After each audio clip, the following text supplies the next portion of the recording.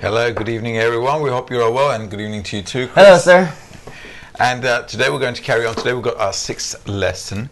So up until now, I hope you guys are okay with the 5 lessons that we've covered. Yes, the previous week's lesson was a bit different. It was a bit more technical.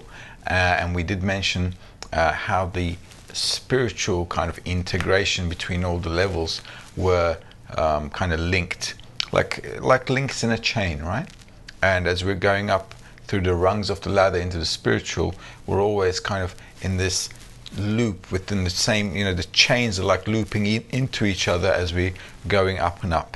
And we're going to touch on that again today a little bit, simply because we really need to understand what the structure of our soul is, and where it belongs to, how it was initially created, and what does it mean that we ended up in this world. Why is that important? Why is that important to know the structure of the soul? That's a nice question. It's very important for us to understand, actually, before we understand reality, before we understand the Creator and everything else, it's very important for us to understand who we are, actually.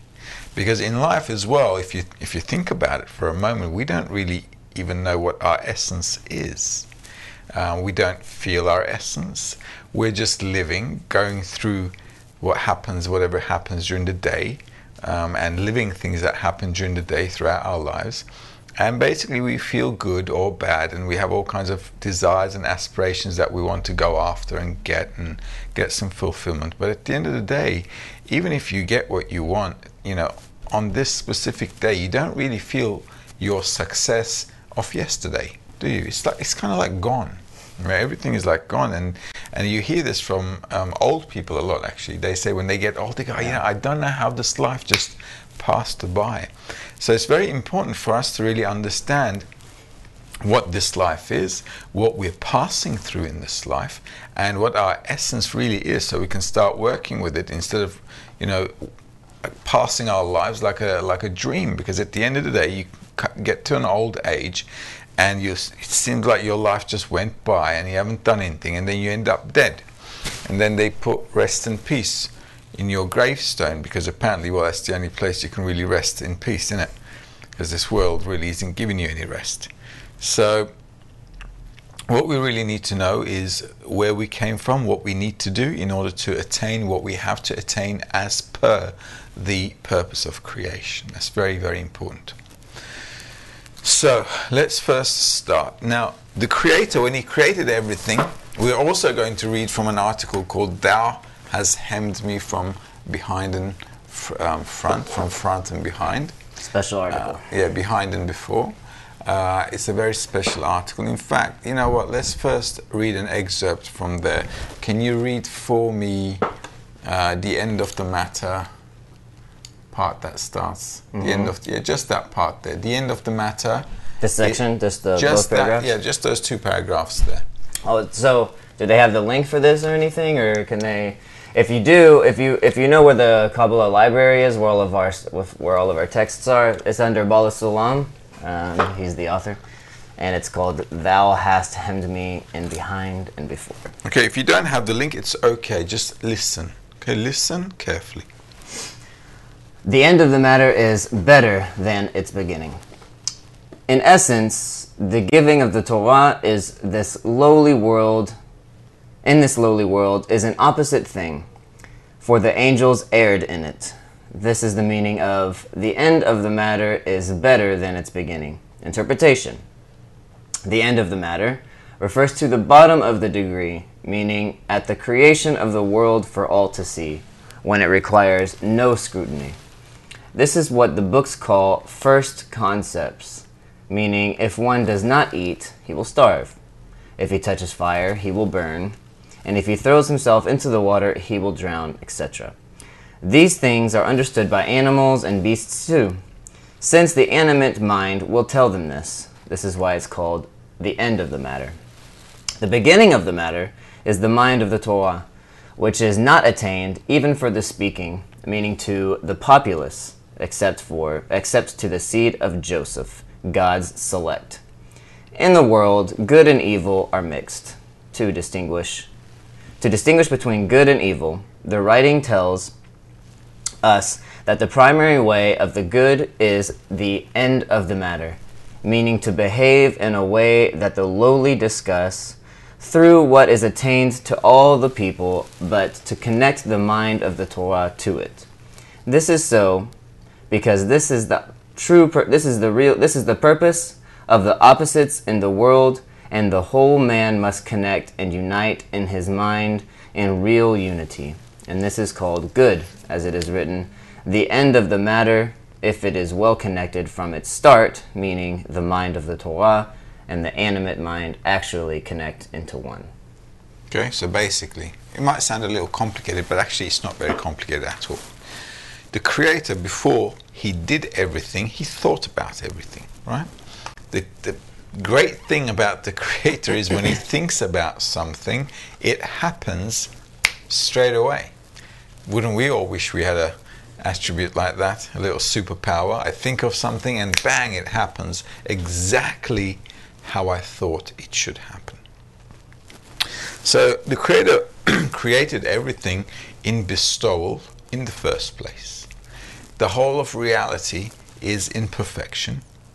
It is in bestowal, and everything is working exactly like clockwork in bestowal. However, the Creator has a dilemma. How are we going to feel that perfection? Well, this brings us to a concept called, I can't really feel what perfection is if I don't feel what imperfection is. So the Creator, although when he thought about creating us in perfection and giving us everything he desired, created us in that state, he also wanted us to attain that state by our own effort, so that we wouldn't feel bad like we were a beggar, or like we were a dog getting a bone from the Creator. So the Creator wanted us to kind of attain everything that he created in perfection. In order for him to do that, that's the initial thought, right? So the initial thought is us being in perfection and him creating everything in perfection, but with a means to bring us to there in consciousness. All right? So he did an action called the breaking of the soul. In other words, bringing us to this world. Okay? So the act of the Creator is us ending up in this world, and the thought of creation is us having to go back up into perfection with our own effort, with our own work. Okay? And this is, I'll just describe the situation here. Okay, so this is where we're at. And this is our life here in this world.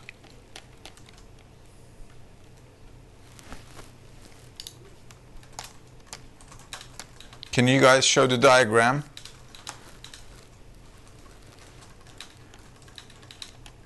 This world. Hezi, can you show the diagram? Hezi, Johnny, thank you. This world. Okay, so this is us living here. I hope you can see the diagram all clearly.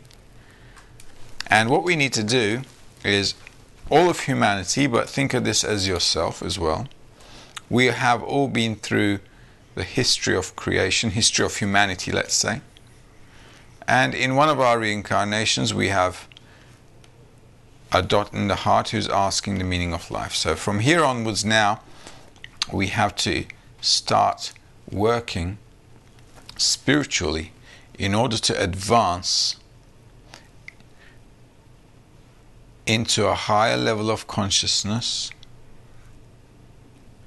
and cross over to the other side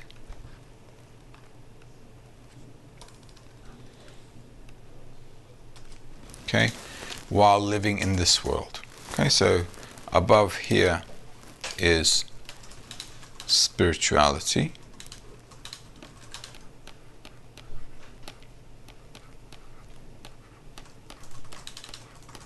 Okay, and here is this world, corporeality. And what we need to do is rise in the degrees of spirituality while we're living in this life. So this is a person who's studying Kabbalah, okay, with the group.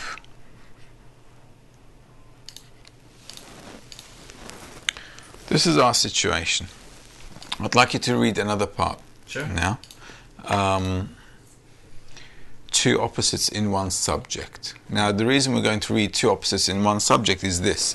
When the Creator created us here in perfection, okay, He already created us in perfection and everything was great, but we just didn't feel it. So He had to kind of break us, okay? This is called the breaking of the soul. In fact, before you read, let me just explain what the breaking of the soul is. So then we can move on to two opposite discernments in one subject. What the Creator did was create the soul in perfection, and in order for the soul to attain the mind of the Creator, He had to kind of like drop us into the complete opposite state of how He created us. And the Creator dropping us into this world is called the breaking, and us going from spiritual into corporeal by degree called the worlds. Okay? And the worlds, as we studied before, are very, let me just write them here. Okay? The world of Adam Kadmon.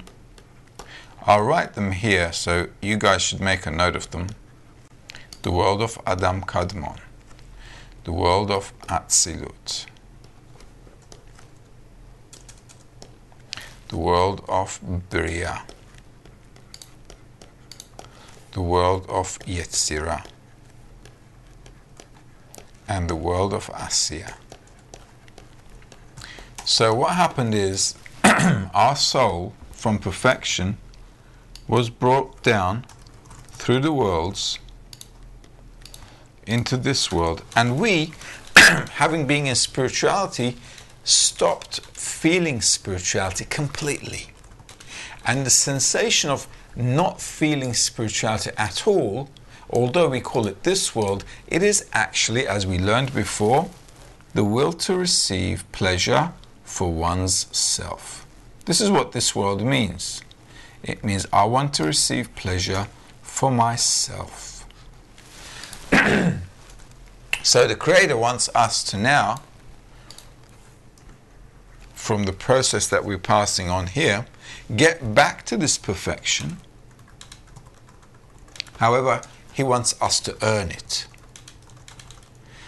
And He wants us to earn it in such a way that we now, okay, have to do some kind of work here called spirituality and attain the attribute of bestowal. So from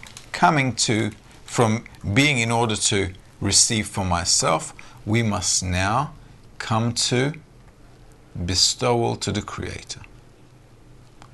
That's what we need to attain. All right? Just like the Creator is bestowing to us, we are required to attain an attribute which is exactly like bestowing to the Creator. And this is the situation that we need to get to. So He, by bringing us down from the worlds, He broke that one soul called the soul of Adam HaRishon. Okay? One soul. There's only one soul, by the way, and his name is Adam HaRishon, soul of Adam HaRishon. Okay? And he broke that soul, and now in this world, throughout the generations, the number of people is 8 billion people, right, on the planet. All 8 billion of us are a part of that soul. Now, first of all, what can you read the word concealment? Now, first of all, we need to understand what the worlds are. And the word world comes from the word in Hebrew concealment. Okay?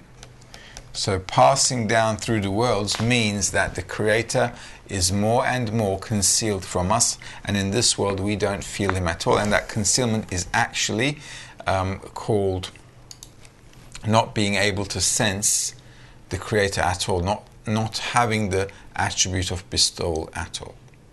Right, so in this world we are in self-love, self-reception, and that's it. So if you can just read world concealment, that'd be great. Yes. World concealment. It's up a little bit. It's up towards the top if you were following along.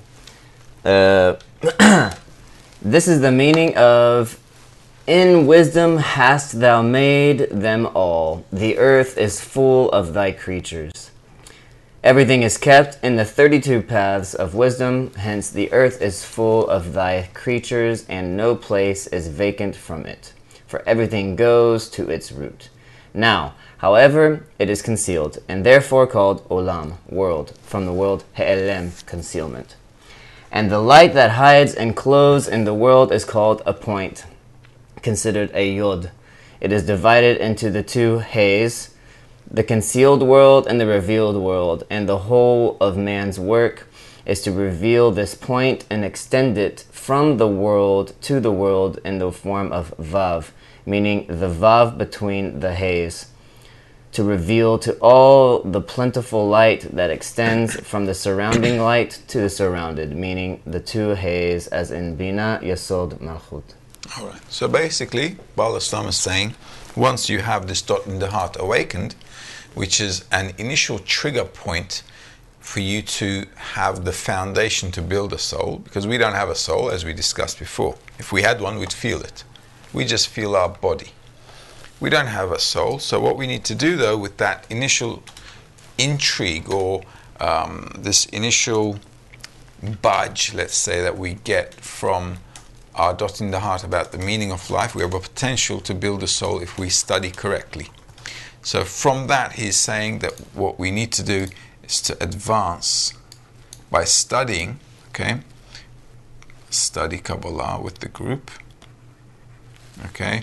And if you study, there'll come a time when this dot in the heart will have a minimum vessel of sensing the Creator.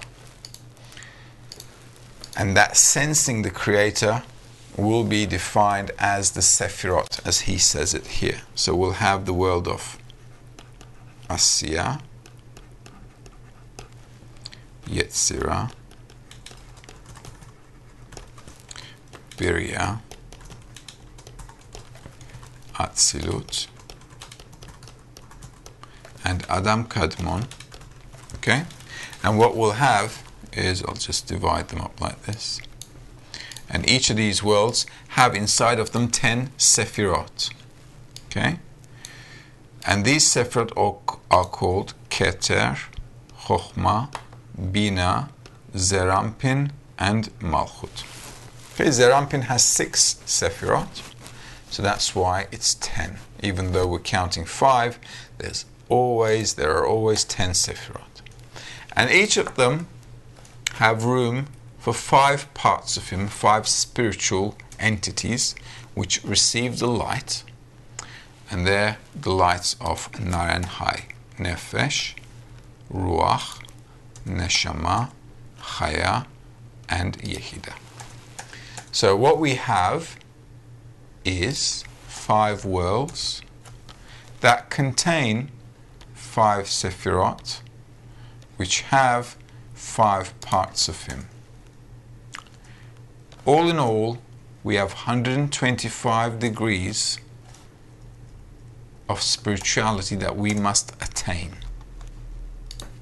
Okay? So all of these worlds are also divided into steps which we have to climb. All right? And in all, it's 125 degrees. Okay? There you go.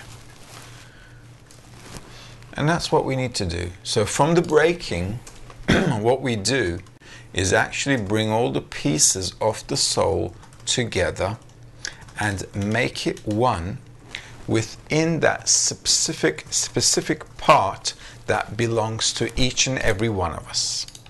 So basically what happens is this. Who's with us today? Is anyone got a question? Yeah, we have a couple of questions. Who's with us? Give me a name there. Oh man, we've got Adrian from Romania, Paradze, of course. Adrian. All right. Let's say Adrian was the part of the soul here, right? This is Adrian. So Adrian, when he was a part of Adam HaRishon when he was first created, and now he came back, and now he's in this world. Right? He doesn't feel spirituality. But as life goes on, how old are you, Adrian? Let's say he's 29. Let's say he's 25. All right, so he's, let's say, 25, and his dot in the heart awakened, right? And now he decided to study Kabbalah. He went around, he looked at many things, but let's say he decided that he's going to do this, all right? Then what happens is he comes in, joins the group. After the second semester, we'll have the young group, so we'll be able to have, the facility to come in and start studying with us. So he comes in, and we start studying together. All right. Now, as we study, what Adrian is doing is this. Once he starts to attain spirituality, let's say Adrian started going up the rungs of the ladder. What he does is, as he goes up, he corrects the Adrian here in the soul of Adam HaRishon. All right, who else is with us? Kagla from Israel. So, Louisa from UK, maybe. Okay, so Charla from Israel is here. That's Charla, not Kagla. Oh. Who else? Louisa? Louisa, yeah, UK. Louisa from UK. Okay. Yeah, sure. Well, who else? Valentina from Florida. Valentina from Florida. Of course, All right. Hardwick from South Africa is with us as well. Okay, so those are the colors I've got. So what happens is this, as all of us start to go up the rungs of the ladder, we have Charla from Israel.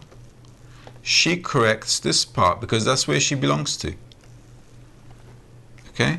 And then Louisa, she corrects this part. Who was our last friend? Valentina. And Valentino, he corrects this part. Okay, so all of us correct the part that we belong to. We attain the consciousness of that part. Now, the beautiful thing is this, though. Because in spirituality, everything is connected. What one attains, everybody attains. Everybody attains spirituality to the utmost degree with the amount of consciousness that they can possibly have, because we are all connected to each other. Okay? There you go. Everybody is connected. And because we're all connected and we all feel each other, what one knows, all know. What one feels, all feel. And that's called being one with the Creator. Because then, the beauty about that connection is, it includes the Creator inside it. And therefore, although we're connected, we are also connected then with the Creator too. So we all get to feel the Creator, and through the Creator we're feeling everything in reality as if it belongs to us. And this is called oneness in spirituality. A lot of spiritual teachings talk about being one and being unified. Well, welcome to its explanation. Because many spiritual teachings talk about being one and not really explaining what oneness is. Who am I one with? What am I one with? What is being one? Right? Nobody really gets into it. Well, Kabbalah only talks about how we're going to attain that and what it really is. It is a connection that all of us have at a higher level of consciousness called the soul, which includes in it the Creator. And because the whole of reality is within the Creator and the whole of reality is one reality, we actually feel that it belongs to us. And we all feel like we are one. Okay, that's that sensation, the ultimate sensation of feeling and knowing everything in creation and being an active participant of everything that happens in that reality. That's called being one with the Creator. That's the sensation of being one. And basically this is us in a nutshell. So can you also please read the two opposites in a subject, because now we need to understand why the Creator first created us in perfection, and then he brought us into this world which is completely opposite to perfection, and how those two things, perfection and absolute, defects, can be together inside us at the same time without any dramas at all. Go for it. Two opposites in the same subject. This is the meaning of the words of our sages. Man and beast thou preservest, O Lord. These are people of a cunning mind who pretend to be as beasts. We have explained above that these two opposites unite in them to one. Take for example what is written: without flour there is no Torah. Without Torah there is no flour. In the first part, it is an animate mind, a mind attained by all. In the second part, it is the mind of the Torah. Since how are the provision of flour and the power of the Torah connected? But from the Torah we understand that the Creator never removes his providence from the world for even a moment. Hence, he benefits those who heed his will and hears their prayer.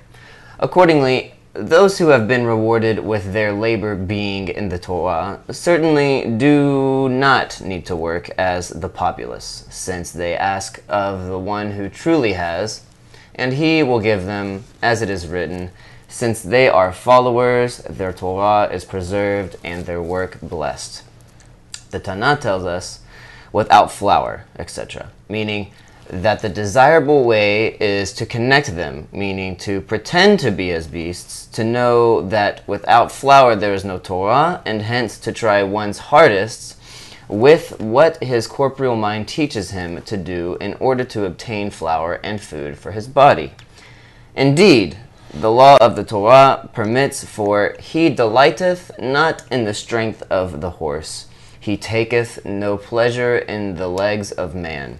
The Lord taketh pleasure in them that fear him, and those that wait for his mercy.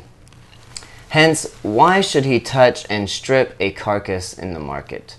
To not need people he prefers to engage in the Torah, to fear the Creator, and to wait for his mercy? For he taketh no pleasure in the legs of man, etc. This is two opposites, when they actually unite into one in those who do as the beast and know that it is futile, and everything comes to him from the king's table. Such a man is called whole. Such a man is called? Whole. Whole. This is the meaning of the verse, happy is the man that hath made the Lord his trust, and hath not turned unto the arrogant, nor unto such as fall away treacherously. He unites the two things, trusts in the Creator, strains with all his heart to provide food for his home, but knows that all his deeds and all his efforts are but arrogance and treachery, and he puts his trust in the Creator. It is written, for the rod of the wickedness shall not rest upon the lot of the righteous. This means that although their acts are similar, etc. Why? The writing interprets that the righteous put not forth their hands unto iniquity, for they completely assume the burden of the kingdom of heaven and know that he is the one who gives you strength. The reason for it is to see how far the faith of the righteous reaches. And although the Creator knows the thoughts, the deeds must still be clear to the righteous himself. This is because it is the nature of the matter that it does not let the righteous believe in themselves until they evidently and actually see, and they are always afraid lest they will inflict sin and fall from their degree during the deed. All right. So it doesn't sound very clear, does it? How two opposite things can be in one creation. Because when Baal Haslam wrote these articles, he was pretty much talking to a different audience than what we are now. These writings are from the 20th century, even before mid 20th century. But we should read the writings of Kabbalists, even though we might not understand anything like the texts here, simply because the effort of a Kabbalist, with the effort of a student who doesn't even understand what the Kabbalist is talking about, kind of get together, it attracts that desire to unite with the Kabbalist, which actually brings the person a bit of enlightenment. And what we have in our situation as people with a dot in the heart who live in this world and who are studying Kabbalah are two traits. One of that trait is called the animal inside of us. So here we had Adrian, right? So Adrian we have here. So Adrian in his bodily life is called, according to the text, okay, animal. Okay, don't get offended. Okay, this is how we all are. However, who's the real Adrian? This is the real Adrian. Okay, the real me is you, real Adrian. So when we start to study Kabbalah, we have two opposites in one subject. And that's us. Alright, so we're studying Kabbalah, and inside of us, let's draw Adrian like this, a little overweight, but you'll have to excuse us. So we have the animate body with a dot in the heart. In fact, let's make that red. Okay, and that's two opposites in one subject. That inside of me, on the one hand, there's a big desire to receive. Okay, and let's put a tail there. On the other hand, I have an inclination to bestow. So on the one hand, I have a desire to receive for myself. On the other hand, an inclination, and that puts me in a split. Okay, what I need to choose. So freedom of choice, as you know, starts at that point when I start studying Kabbalah and I start to differentiate between my dot in the heart and my animal life. And I start to make discernments about what's more important. What should I do? And that's why he's talking about if there's no bread, there's no Torah. Bread is the outcome of my effort. And so if I don't do any effort, I can't eat bread, just like in this world. So in this world we need to work and earn money in order to eat food, eat our daily bread. In spirituality too, I need to work day by day in order to earn my spiritual bread. So if there's no spirituality, there's no bread. If there's no bread, there's no spirituality. And this is why we must walk on two legs. Spirituality and corporeality together. Alright, on both legs together. This is why we're not immediately created in bestowal. Some friends are always asking, why didn't the Creator just create us in bestowal in the first place? He's putting us through a lot of hell here. It's true. But without hell, you won't understand what heaven is. So the Creator is very smart. He doesn't want to make a dog out of us that is happy when the owner throws him a bone. Now imagine, right? We're human. Imagine somebody throwing us a piece of meat to eat. We'd be really offended, wouldn't we? Why? Because dog has no shame, but we do. And that's one of the things that separate humans from animals. We have an attribute called shame. Now, because we come from the Creator, and the Creator doesn't have any attribute of reception in him, when we receive from other people, we kind of feel lower than them. And that makes us feel bad. It kind of hurts our pride, doesn't it? Makes us feel bad. So the Creator doesn't want to make us feel bad. He wants to make us feel really good. But in order to make us feel really good, He needs to create such a situation that when we attain spirituality, we must feel like we did it. Like, I made the effort, I tried, I exerted, and I did it myself. Only in that kind of a sensation can we feel equal to the Creator. And if we don't feel equal to the Creator, we can't really say that the Creator did us any good.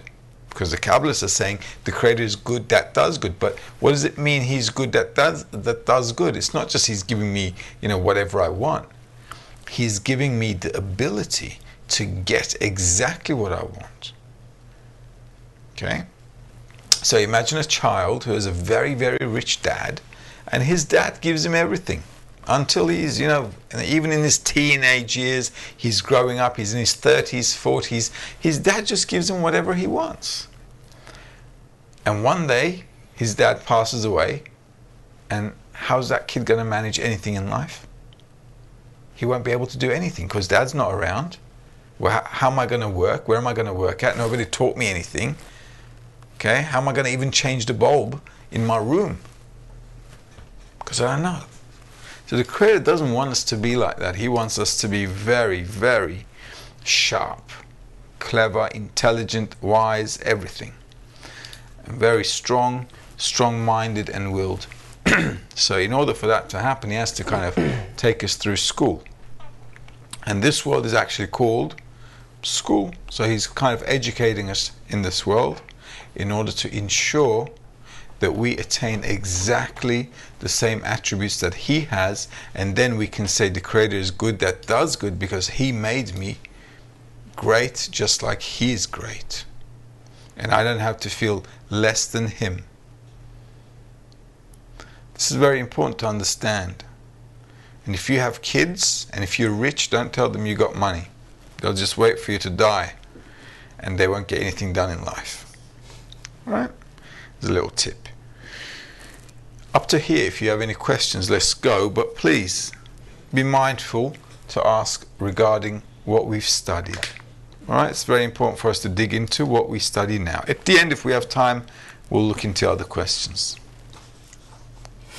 Paul from the UK was, regarding your sketch, you were talking about this person's from here and this person's from over there and the soul. Yeah. He says, how do I know which part I belong to? You won't. You won't know. Because I'll tell you why. It's a nice question because we all want to know. Alright, but the Creator is also very clever. He's saying, I don't want you to just know Paul in where he is. I want you to know every part, and then you'll know exactly what to do in that part. So when He created the creation, all of it, all right, and all of us are inside this creation, none of us know where we are.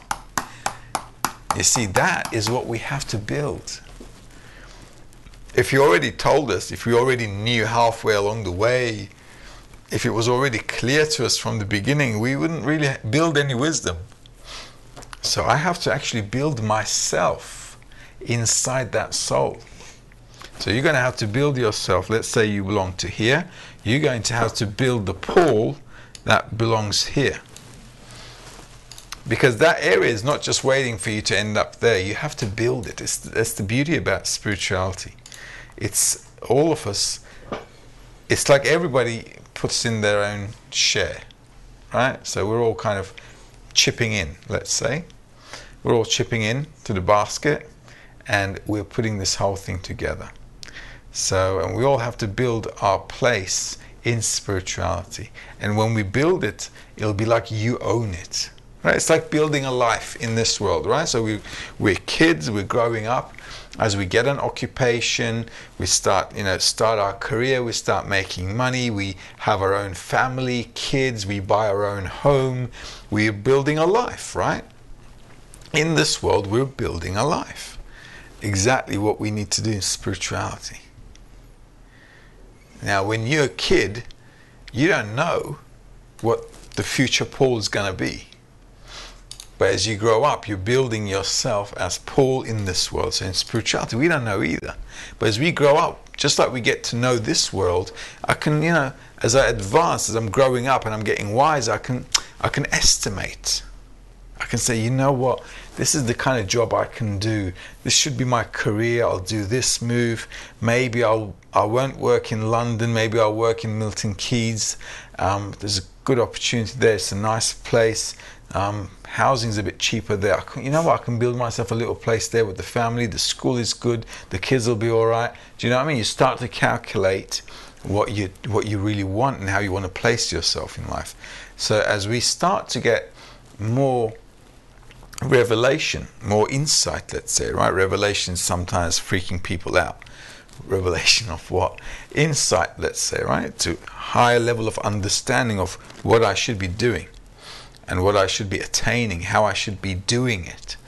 That is going to take some time, just like kids grow up and they don't know. So if you've got kids, you know, and they're born, they have no idea what they've gotten themselves into. And when they grow up, they'll be asking you, they'll be saying, Paul, Dad, what were you thinking? All right? Because as they grow up, life gets what? Harder, right? Just like it did with us too. So as they grow up as well, they're going to start calculating and thinking about how they're going to build themselves, just like we did. And this is how it'll be clarified. The more you study, the more you get into it. This is how it settles in. It's a nice question. Yeah. And it's also good that we don't know. The same reason you can ask, you know, no one asked me if I wanted to be born into this world, and we didn't really get a choice in that, because if I would have known, then I would have said, well, maybe it's better that I'm not born. Same thing as spirituality. This is why we talk about concealment, and that's why it's an elemental, it's a crucial element to growing you're developing your soul. That's what this course is about, developing your soul. And everything is in concealment. Because if our ego, meaning if we knew what spirituality actually was, we would not want any part of it. It's hard to understand what it means, opposite nature. It's completely opposite to how we enjoy life now. We enjoy life right now in our will to receive, and now we're talking about basically death, because if we feel life inside of our will to receive now, spirituality then to us means death. And if we don't attain it by ourselves, grow it by ourselves, build it by ourselves, by our own efforts, we won't have any place to feel the reward. We have other questions, but they're a little bit more general. So if you have more material you want to go through, maybe it's best. No, we first carry on. And the general questions, keep them at the end. Right? Draw a line there where they, divide the sheet into two, where there are general questions and relevant questions. All right. Now I want you to read one more part there as well. Mm-hmm. It's called surrender, mitigation. Yes. Yeah. Now this part is also, it's going to sound a little complicated. Well, we're trying to attain something we don't know, all right? We have no idea what they're talking about, what Kabbalists are talking about. So we're trying to attain something that's completely just not in our scope. However, it's very similar to a scientist who has a theory in his mind. Okay, he has a theory that this is how this works. He doesn't know how it does yet because he hasn't proven it. So until he proves it, it's just a theory. But he's kind of like got it together. It's a little blurry, but he's kind of got the concept together, right? So this is kind of our situation in spirituality. It's a little blurry, we don't know, but thank goodness we've got the dot in the heart, because it gives us a hunch. It gives a gut feeling, you know what?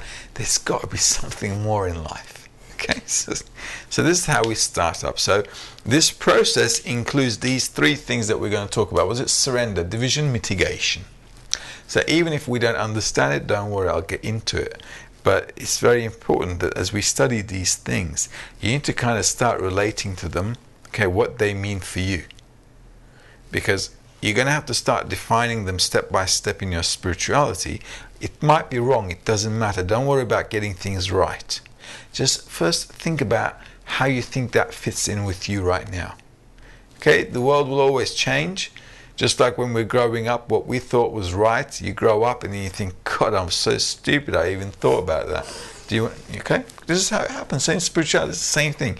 So it'll be a little blurry, but start to pick up a few things from here and there, because what happens is like when babies grow, what do they add? They add meat to themselves. Okay, so this is what we're adding by studying. We're kind of adding meat. Although the brain is not, doing anything at the moment, as we're 1 month old, 2 month old, 3 month old, the only thing that we're doing is just throwing hands and arms together and starting to see and hear things and just throw giggles around or cry for our nappies to be changed or some milk. Okay, those are the only things we're doing, but this is how the process begins. So it's very important when we're studying to want to relate to what you're studying with what you are right now. Okay? So don't worry about getting it wrong. Afterwards it'll change, I promise you, but it's good to do it. So take the advice, let's do it. I have to say something because I was looking at some of the questions from Facebook and also some of the questions that come in regularly, and the part that you just said about we're adding meat and we don't really have the brain for it, and I see a lot of the questions have to do with a lot of philosophizing. Well, I think probably Kabbalah means this, or I think maybe, I'm trying to relate it to this, and then trying to use Hebrew words and relate things to this world and grow my brain and try to understand and grasp it with my brain. And that's not going to happen. It's not going to happen. I think it's a necessary step when you start studying, that you have to do this. You have such a yearning to just grasp everything. But like you said, that could change the next day, and for sure it will change depending on how much work you do. So don't stick to it. Don't think that you can be smarter than the teachers, or smarter, not us, I mean the people that we're learning from. If they don't want you to know it, it's because it serves no purpose. If they don't write about it, then it means it's not beneficial for your development. Because we're just adding meat, and meaning desire. That's all we want. So we are in surrender, division, mitigation. It's actually probably is one of the more clearly written, because we learn from examples, and here we use an example in our world, and we can kind of taste it and relate to what it means spiritually. There are 3 discernments required of a man in the desirable path: surrender, division, mitigation, or sweetening, meaning lights with deficient writing. Since the light of this world was created out of darkness, as far as light excelleth darkness. And what good is a candle during the day? Its light does not shine in the daytime. This is the meaning of klipa, peel, or like the covering of like a fruit that precedes the fruit. For this reason, who becomes a partner to the Creator in the act of creation brings the light out of the darkness, meaning considers how lowly and base one is compared to the sublime Kedusha, holiness, and how filthy are one's clothes. Through it, the light becomes surrounded. And in regards to the Creator's question, to fear the great and terrible name, he intensifies with great strength to subdue the evil within. So the evil servant and evil maid will surrender to the mistress, which dwells with them in the midst of their uncleanliness, until he feels in his soul that the awakening for externality has expired and surrendered. At that time he will be rewarded with division, distinguishing between the light and the darkness, and will not replace bad for good and good for bad. And should he replace, meaning awaken to a necessary inclination, it will be dedicated to the Creator only. This is considered mitigation, the craving for the Creator, as in genuine love. This discernment comes after he separates between the good and evil, between the Creator's sublimity and his own baseness, and keeps, so shalt thou put away the evil from the midst of thee, in himself, for he will be so very ashamed of its doers. Then he will be rewarded with mitigating the remains of his inclination, which cannot be rooted out, and elevate them to their genuine root. Right, yeah. So basically, what we got here, it's talking about a process that we need to go through. First of all, as we study in the group, we get smarter, right? We get wiser. This is what it is, right? Kabbalah is a wisdom. So as we study, we will get wiser. What will we get wiser in? We'll get to know the real us, the real me. Okay? So all of us will discover who we really are. And that discovery is called all of the parts that belong to me. In my kli, let's say this is me. Okay. Inside me, what I will be discovering is all of the bad attributes that I have, because a desire to receive for itself is 100% evil.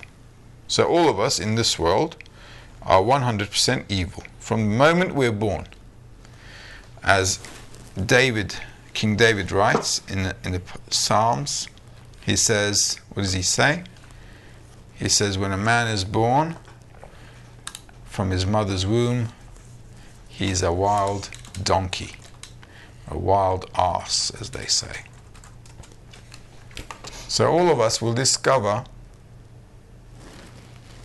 evil inside of us. Is that a good thing? Yeah, it's a very good thing, because if we didn't do that, we'd never find the good that corresponds to it.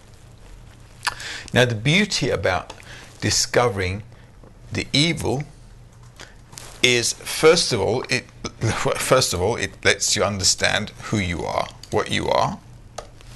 And second of all, you can now start to separate yourself from evil. And that's called division. Okay?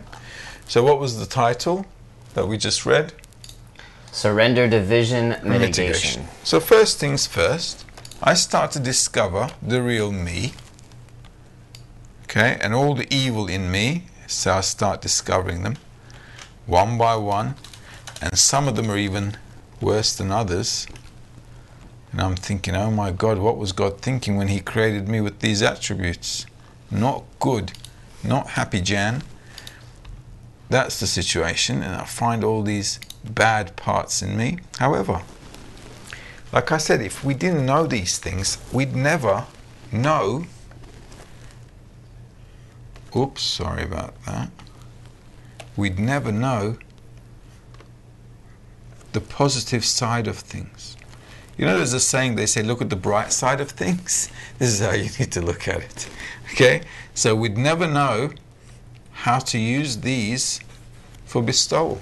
We'd never know what to stop doing. Okay? So in order for us to first do that, we need to divide ourselves into two. And that is all our desires. What we do, we keep all of our desires under a thing called the screen. Okay, so all of my desires,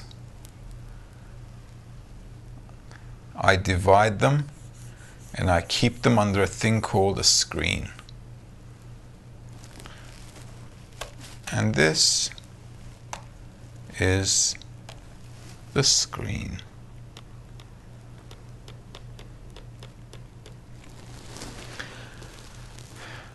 Once I can understand what my desire is and what it means to use that desire for self-benefit, then as I advance in spirituality, I have the ability to stop using those desires altogether.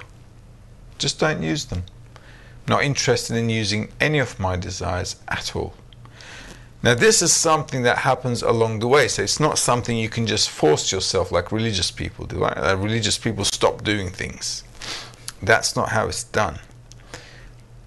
Refraining to do something for myself can only happen if I see the bad that it causes me. Now religious people do it blindly, okay, because in a book it says don't do this, don't do that, blah blah blah. Right? That's called blind faith. We're not going in that direction.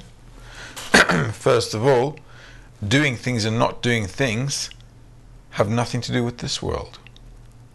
In spirituality, all of my desires relate to me and my relationship with the Creator. So the things I do in this world are really irrelevant. So in order for us to attain a spiritual vessel in the first degree, like I drew with Adrian a minute ago, is first of all, as I'm growing in the path of Kabbalah, as I'm growing and growing and growing and developing myself, what happens is I start to make spirituality more and more important. So spirituality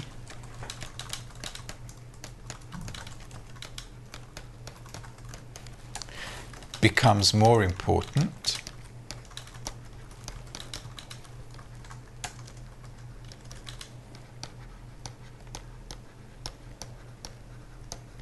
And corporeality becomes less important. Becomes less important. This is how I begin to divide myself up. It'll be a good practice to see how you do this. Okay, so give it a shot. Once you start to do this, then in spirituality there's a thing called mitigation, sweetening. Sweetening means this: when I'm above all my desires, it means I'm independent. The desires that I have in me are no longer strong enough to push me to chase things. I am now controlling my desires, and my desires are not controlling me. So that level is already a state of tranquility. I'm at peace with myself. That's the first level of mitigation. Afterward, there's another level. It's called love. Then, with the Creator, I use my desire to receive, but only in order to bestow to Him, because He wants to bestow to me. That's called also the next level of mitigations. It's called, actually, like I said, the love. Alright, so first we have the division. In this world, this also happens through the importance of the goal. And in spirituality, then it'll happen with a screen. Screen is the intention, and it's a spiritual concept. Also, you can say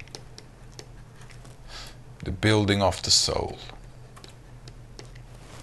Alright? I have to say here, I saw a lot of questions about, they're wanting a lot of clarification between what's the difference between religion and Kabbalah. So that right there, exactly what Mulu just explained, is pretty much the main difference. In Kabbalah, we're not stifling our desires. Because what does it say? Stifle, what do I mean? We're not covering them or trying to lessen them like a Buddhist or, in Christianity where you want to be forgiven for them. The Creator says, I created the evil inclination, I created the Torah as a spice. Meaning, He created the Torah, He created this evil in us, something that separates from Him, and He also gives us the remedy, which is basically the ability to achieve adhesion, specifically through these things that He created in us. He created something opposite, and we want to connect these two things into one. And that's the difference between Kabbalah and religion. All the other, you can investigate that a little bit more if you want, but that's the main difference. But Paul has a good question. He says, do we get to know all these desires? Sometimes it feels like there's one big desire. Trust me, you get to know a lot of them, all 620 of them. We don't feel like we have 620 desires. In life, what do we have? We have food, family, sex, money, power, fame, control, and what? Knowledge. That's it. Not even 10 desires. Everything else we get is to kind of feed these desires, isn't it? Like if I want to get rich, what's that good for? It's good for getting, I don't know, becoming famous. It's good for my pride, honor, fame. Okay, it's that kind of stuff. If I want to have control, if I wanted to be a politician and be a prime minister, wow, I'm on top of everyone. It's so everything I do in order to get to that, every desire I fulfill to get to that is kind of like facilitated within it. So all we have in this world are like 5-6 desires. That's it, and then we end up dead, not pretty much getting anything. So what we need to do is discover real life. And that real life is all these desires that we have inside of us that relate to the Creator. This is why spirituality is twofold. So division, like I explained here, division is when I want to receive for myself, and fulfillment is when I actually attain spirituality and use my desires with spiritual fulfillment. And these desires also the ones that we're talking about, this spiritual kli, this spiritual vessel, my soul.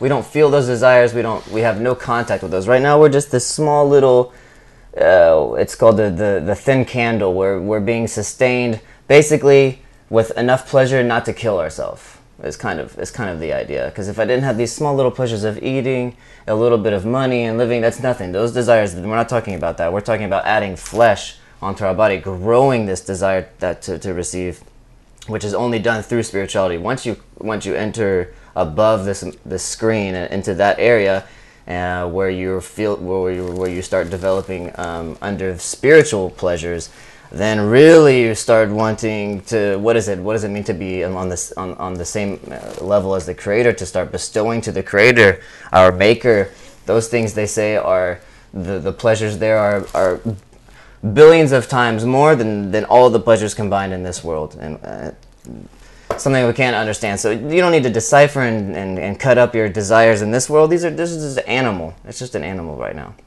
That's all you are. Right? We're simple desires. We have a point in the heart. Thank God, He gave us this push to want something else. But Jose Carlos wants to know: is this me or our group? What you just that little picture. You will always have your personal attainment. All right. All of us will have our personal attainment. We'll all have our personal place in the soul of Adam HaRishon, and just like my hand feels actually the rest of the body, and it gets commands from the brain, and it knows what to do, how to do, and it feels like it's one part of this body as a whole, and all of us will feel that too, like we're all part of one. And specifically though, let's say you're the right eye, let's say, okay?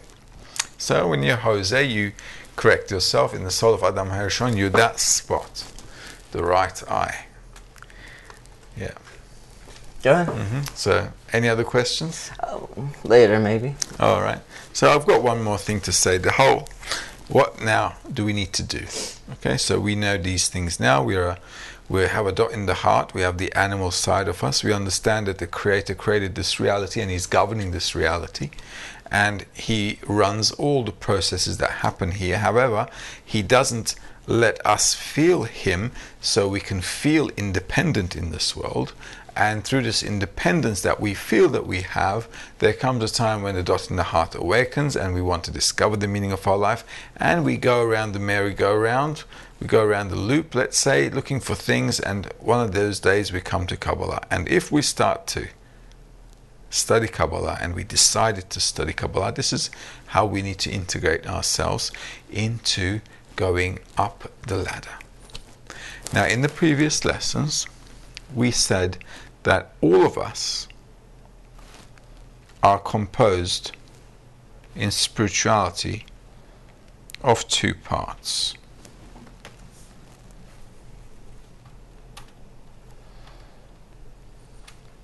One part of us is bestowal, and it's called Galgalta and Galgalta and Einayim. Didn't they hear that last class too? Yeah. And the bottom part is Ahab. Now, I said in the previous one, in our previous lesson, what I need to do is integrate myself into a higher level, so I can kind of be pulled up. Okay, kind of like my older brother is holding my hand and we're crossing the street, okay, because he knows how to cross the street safely and I don't, all right? And if I was to be left out on the street alone, because I'm a little kid and I don't know anything about crossing the road, I'll be running around in front of cars and lorries, and I'd end up dead. So my brother, he knows that I might run around, so as we're walking out on the street, he holds my hand and he kind of keeps me safe as we cross the road. Okay, and by looking at him, I'm observing him, I understand what he's doing. I try to understand at least what he's doing. So I see that there's a red stop sign there, the red man, the traffic lights. Okay, so he's telling me, listen, that's the sign for stop, so we must not cross the road because the cars are coming and they'll hit us and they'll kill us. And then so I say, what are we going to do? So he says, well, we have to wait for the green light. I says, oh, okay. So the green light comes along, ding dong, and he says, okay, time to cross, it's green, but you still got to check the road so that the cars are stopping. So I'm like, oh, okay, so it's green and I've got to check the cars as well, just in case. Okay, so we crossed the road together, and now I've kind of know how to cross the road, and I maybe need a few more practices, but at least I know I've got to wait for the green man to pop up. That means in spirituality, me integrating myself to the group. All right, because the group is composed of what? People who've been there before me, and they're still there. So the group is also composed of a bunch of people who have experience that I don't have, but they want to help me out, because that's the whole idea, right? All of us have to help each other out, because we're all buddies here, and we want to get to the same goal. So if we need to get to the same goal, we have to help each other out, and we have to feel that we really are like a family. So I stick my head in there, and the group also has a Galgalta Einaim and an Ahab. Now my Ahab is my desires. Okay, let me write a bit more clear. Some friends said they can't read my writing, and they're right. Okay, so my Ahab, this is me. Okay, this is me. So my Ahab is my desire, what I want. All right, just like me being small, I want to run around, okay? But my brother says, don't run around now, we've got to cross the road, it's dangerous. So what do? I stop my desire. So I pacify, I nullify myself to my brother, because he's older than me, okay? And my mum and dad said, you got to listen to your brother, and I feel like he knows what he's doing, and not me. More important. That's right. So my brother told me not to run around, so I pacify my desire, I don't use it, I stop running around, and this is my brother, let's say, the group's desire, okay, and I do what the group desires. That's pacifying my desire, annulling myself to the higher degree. All right, this is how you integrate yourself into the group. Be careful with this. A lot of people flunk trying to do this. Then we have,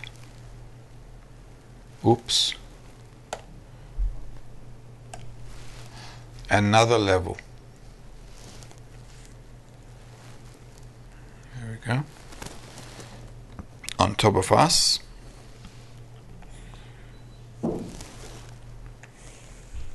This goes on like this until the end of correction.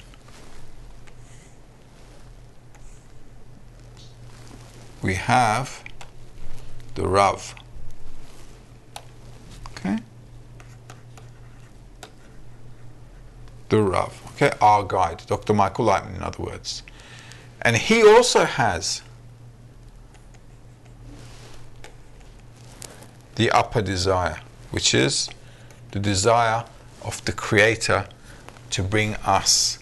So he has to pacify, the group has to pacify, I have to pacify, and that's how we all get integrated. So the Rav, he also has a Galgalta Einaim, and he also has an Ahab. Okay, so what do? So the group pacifies its desire, and it takes on the Rav's desire. Just like we take on the group's desire and pacify our desires. The benefit of that is this. By taking on the desire of the upper, I actually learn what it feels like to grow up. I actually learn how to manage myself towards my spiritual development, just like I pacify myself in the example I gave to my brother while crossing the road. I learned how to cross the road. I actually learned how to save my life. Because if he didn't show me that, and all of a sudden I was out there on the street on my own, I was just running around, I'd end up dead. So he teaches me, but he can only teach me if I listen to him. So if I'm a stubborn kid and a stupid kid, and I still carry on running even though it's red, and I end up dead, then it's not my brother's fault, is it? Because he'll say, listen, I took him across the road 5 times, I told him he needs to cross at the green, and on the 6th he does it on his own, thinking he knows it all, ends up dead. This is exactly how life is. So from life, we need to kind of learn, because this pacifying thing sometimes gets mixed up in all kinds of interpretations. What do I need to pacify? How do I pacify? Which desires I need to pacify? All these things inside of us, as we study in the group, become all one big mess, because we don't know what to do, right? What do I need to pacify? Do I need to, forget everything? No. What we need to understand is, first of all, take it easy. What you need to pacify is simple. If the group is already studying in a certain way, right? So the first thing you do is you cancel your own opinion about how to study, like some of the Facebook comments that we get in the Facebook group, and you study how the group is studying. Because the group has been learning from a Kabbalist for many, many years. And I've been in this group for nearly 15 years now. Right? So we're all learning from a very, very good Kabbalist. Yeah, pretty much the only one on the planet, by the way. And the way he teaches, from experience, I can let you know, is great. So I don't come here into the group without any experience, not knowing what even Kabbalah is, and start talking about what I think it is. By the way, he many times returns on the fact that he teaches exactly how he learned from Rabash. Absolutely. There's no other way to teach. If a Kabbalist learned, that's how he learned from his teacher. That's how he teaches. We're also here teaching exactly how we learned from our teacher. Okay, so this is how I learned from the Rav for the past 15 years. So that's how I'm teaching. So the first thing you need to do is, if you want to receive the wisdom of a person who has wisdom, the first thing you need to do is quieten down your mind. You have to kind of empty your cup if you want to fill it. If you already come with a full cup, there's nothing to give you. So if you want wisdom, first of all, you have to quiet down your mind and just listen to what the person is teaching you. And just try to integrate yourself in that teaching. Right? And as you get into that teaching, there'll be questions coming up, you'll have queries, you won't know how and what, and that's fine. When they come up, you should ask. And this is exactly why I'm always telling in every lesson, please ask about the topic. Because by not asking about the topic, you're actually causing yourself, a bit of a waste of time, let's say. Because right now we're in this, and this is a very important topic. A lot of people, like I said, when I said a lot of people flunk getting this wrong, I'm not joking. A lot of people flunk in not knowing how to nullify themselves to a higher level in order to attain their wisdom. It's a tricky thing in Kabbalah, and something you need to focus on and clarify for yourself all the time. Not just today when we're learning, but all the time. What do I need to pacify? Why do I need to pacify that? Why should I nullify myself? What do I want to get? Because all these queries and questions and all these blurry moments that we have are actually adding meat to us. Because now I'm going through a lot of discernments. I'm going through internal states about, should I do it or should I not do it? Why I think is wrong. Well, even though I think is wrong, should I do it? Knowing that it's wrong? Because maybe what I think is wrong. Okay? So the person starts to feel all these unbalanced situations in one's mind and heart together. And these things are very, very good. Because if you want to get into a higher level, you can't get there if you already know it, or if you think you know it, right? So what you need to do all the time to get to a higher level is constant nullification, constantly pacifying my opinion in order to get a higher level's opinion. This is the difference between a smart kid who listens to his brother and a stubborn kid who doesn't. Now, there's nothing I can do about a person's personality or character. Some people are just understanding what I'm talking about and they take it on board and they do a good job. And some people, it's a character situation. What can you do? You just can't do it. Well, there's that and there's that. What can you do? But what I do need to give you, in this lesson especially, is that this integration between all of us and all individuals within the group, and the whole group with the Rav, and the whole Rav group, me, with the Creator, is one thin line which I have to walk on and need to clarify to myself all the time, all of us. All right? So contemplate on this fact after the lesson until the next lesson, to see, just to feel for yourself what it means, because the example I gave you is very, very tangible. Okay? It's a life example, and we should learn from life. So here as well, what you learnt in life, you should be ready to apply. Why is it going to be why is it going to be harder?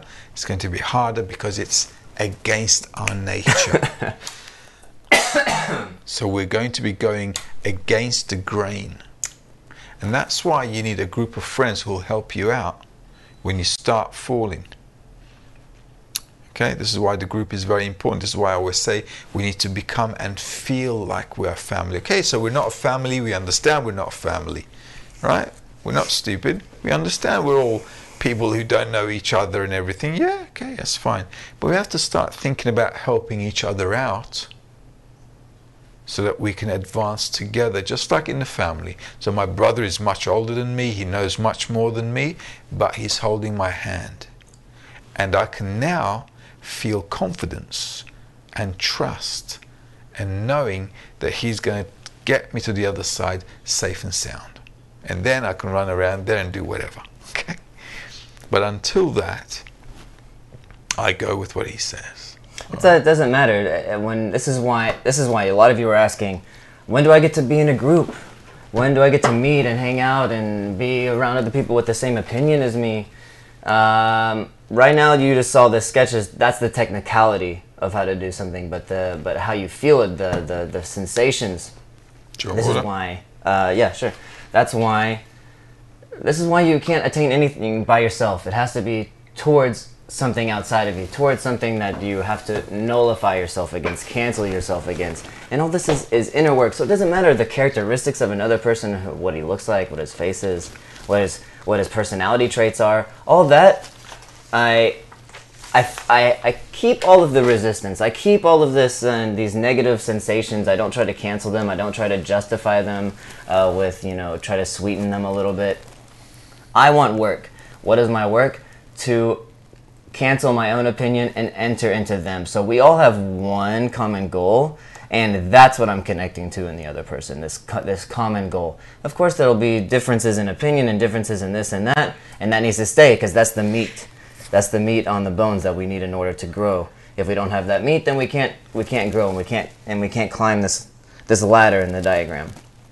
It's exactly everything, all these discernments, all of these inner states that we're going through, all come from my attitude towards the group. That's everything. Now, so where's my brain? Where's my head? Where's the attainment here? Well, that's my Galgalta Einaim. And that's me here. Right? So this is very logical. Everything I'm talking about is very logical. Guys, show the drawing. So Galgalta Einaim here. Hezi, show the drawing, please. Guys, thank you. Hope you guys are not sleeping in there. That's okay. Late. Now this is my attainment. attainment. You mean spirituality? Now, I can't grow up by doing the things I want because I already know that. Okay, because I'm already in that situation. So in order for me to grow my mind, I have to kind of do what my dad wants me to do. So I can think about, oh, how am I going to do that? Okay, this is why we have in nature as well, kids copy their dads. Okay, so dad's doing something, I'm copying him, and by copying him, I'm kind of attaining his mind, right? So also by pacifying my desire and taking on the group's desire, I attain the group's mind. This is how I get to there. And the group attains the Rav's mind by pacifying to the Rav and doing what the Rav desires. Because what does the Rav desire? The Rav wants to get us across into spirituality. That's his desire because that's his job. Okay, if you're wondering what Rav's job is to make sure we all get spiritual. But he can only do that if we kind of put in our half a cent, as they say. Because you can't make a child a scientist if he doesn't want to be.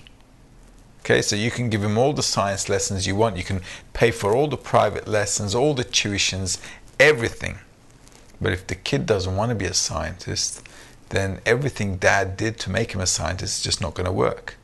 So the group puts in its half cent, Rav does, and I've got to do the same. Also, according to this diagram, you can see that I can't just receive everything from the Rav and be connected to the Rav and his wisdom and think that I have some kind of connection with the Rav and with his teaching and think that I'm in some kind of attainment because I learned a lot of new things and I know a lot about spirituality. I have to go through the group. That's how the system is built. You're not learning about the system just so you can know what a bunch of squares look like connected together. You're learning about the system so you know how to... You're facing a system. You're facing laws and rules. You don't get to just bend the rules because it's hard work or because you don't understand something and you want to be smarter. This is exactly how it's built, and you have to follow the structure of the system into the group, into the Rav, so forth and so on. It's built this way. Okay. Now, I'm going to add another component. When we enter the group and we're studying Kabbalah, because we're a desire to receive, we need to increase our desire for spirituality. So the act of nullifying myself to the group and wanting to come to a higher level causes inside of me a thing called man. I don't think they can see that because they have a... Can they see the writing there? Which is called a prayer. Can you make sure they see what I'm writing? Mm-hmm, they can see. Okay, great. Man. Okay, man means May Nukwin, means female waters. So every time I do an act of nullification in order to attain a higher degree, in order to build a desire to attain the higher degree, that desire to rise to the next level is called a prayer. So a prayer, as you know from before, is not lip service. It's raising a desire to a higher level so I can be in a higher degree. And then the group does the same. So then we have something called a common prayer, the group's desire, the group's man.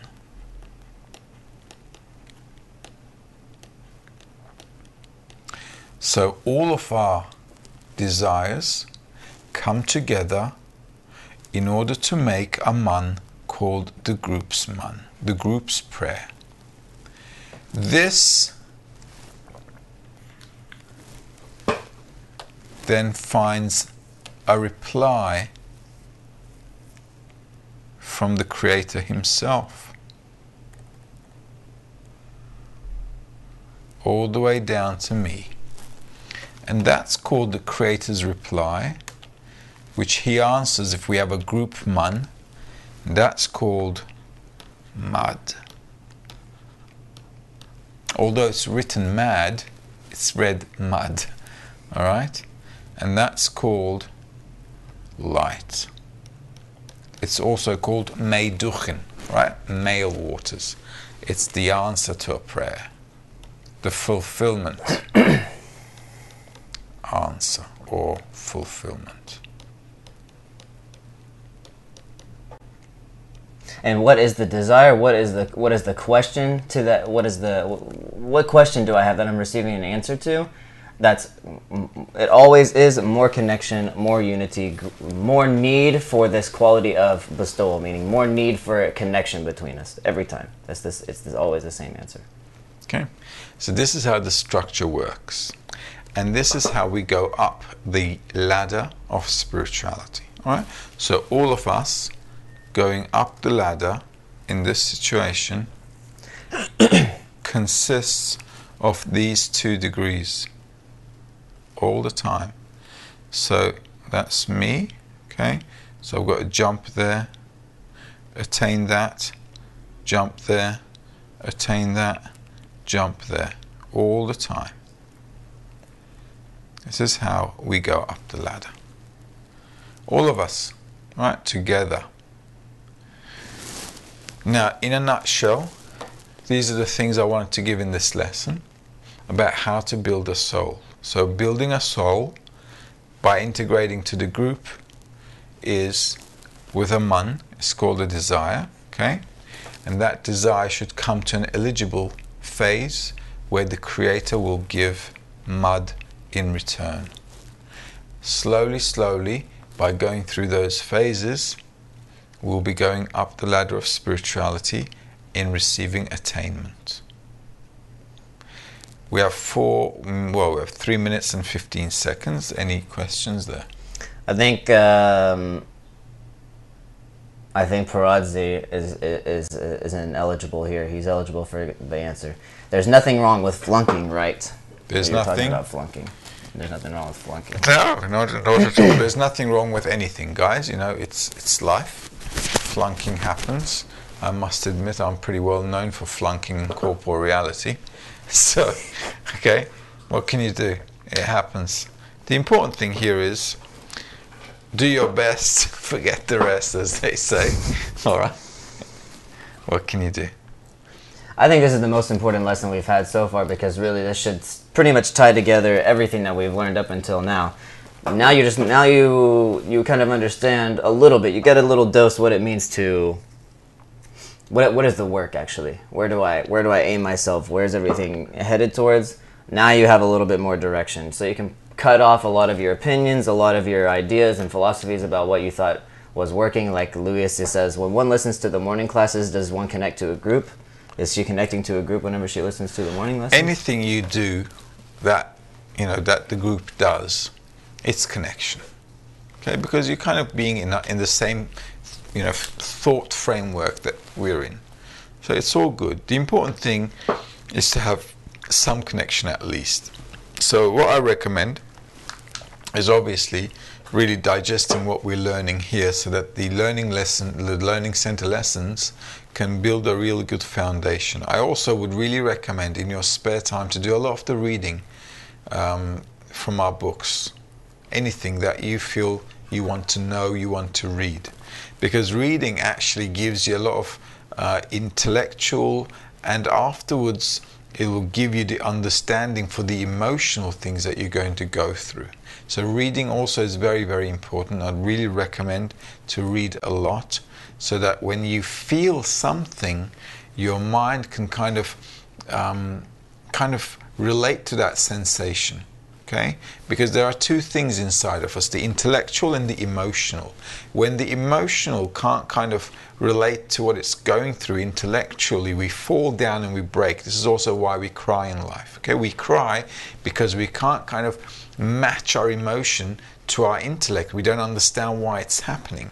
But however, if I add a lot of intellectual knowledge to myself by reading the books, when I go through the emotion, I can relate to that. And then I can understand, Rabash wrote about that, Baal Islam wrote about that. They knew I was going to go through this. So reading a lot is also very important in order to kind of go through that correlation, that kind of matching the emotion and the mind together. Yep. That's it. That's it. And I think lastly, I just have to say that a lot of this looks technical and a lot of it seems like very brainy, but it's in fact the exact opposite. It's very emotional. Very there's a lot of feeling in all of these things. These are only pointing to the sensations that a person undergoes. So it's good to try and memorize how the structure is, fine, and get that. But really, when you're reading or when you're going through lessons like this or watching morning lessons and listening, it's only about connecting to try to sense and try to identify these sensations, these emotions that we're undergoing and that we're reading about or that we're talking about. Okay, great. Now I hope you guys had a good lesson. I read some of the feedback that you guys filled in with the survey. If you still have something that you'd like to contribute to, please fill out the surveys if you haven't done so we can get some feedback on how to make this lesson a bit better. Well, a lot better if needed. I'll post a link to the survey on the Facebook group again. All right, so for all of us. So if you have any suggestions, I'm happy to read them as well. Like I know some people couldn't read my writing, so I'm trying to do better with my writing on the screen. So, but yeah, give us criticism so we can do a better job. Okay, so criticism is good for a good reason.